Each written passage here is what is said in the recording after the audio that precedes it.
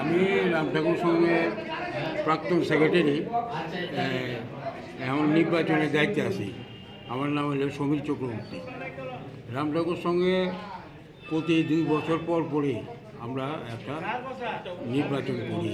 এতে 6 জন অফিস বেয়ারার এবং 9 জন হলো এক্সিকিউটিভ কমিটি, টোটাল 15 জনকে নিয়ে আমরা ক্লাব কমিটি হয়। আমাদের টোটাল ভোটার হইল 249, 249। এইভাবে চলে, খুব শান্তিপূর্ণভাবে আমাদের নির্বাচন হয়, খুব গণতান্ত্রিক পদ্ধতিতে হয়। আমাদের এখানে বুথ আছে 5টা বুথ, সবাই সুন্দরভাবে ভোট দেয়। এখানে আমরা 3টা পর্যন্ত ভোট হবে, 4টার থেকে কাউন্টিং। এখন পর্যন্ত পরিস্থিতি কীরকম? এখন পর্যন্ত খুব নর্মাল, খুব সুন্দরভাবে সাজানো হয়েছে। সুন্দরভাবে আমরা ভোট হয়।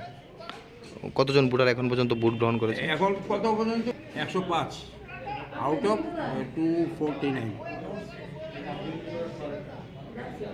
ওকে।